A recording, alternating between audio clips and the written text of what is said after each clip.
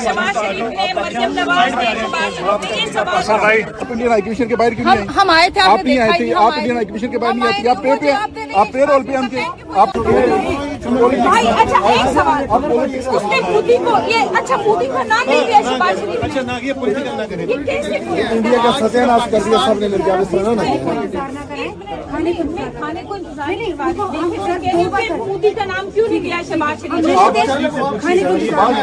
मैं शहबाज शरीफ से नहीं सिर्फ सवाल आप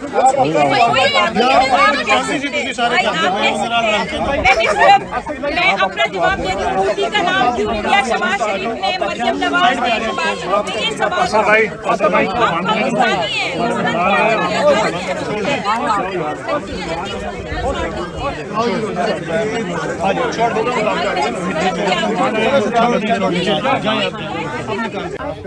खुदा की आप मेरे लिए काबिल एहतराम है, कोई ऐसा मसला नहीं। सिर्फ ये बता दें मोदी का नाम क्यों नहीं लिया शहबाज शरीफ ने, मरियम नवाज ने? ये आप उनसे जाके पूछे, मैं क्या जवाब दूँ उनके बारे में? मेरा कोई सवाल है तो आप पूछे, मैं जवाब दूंगा।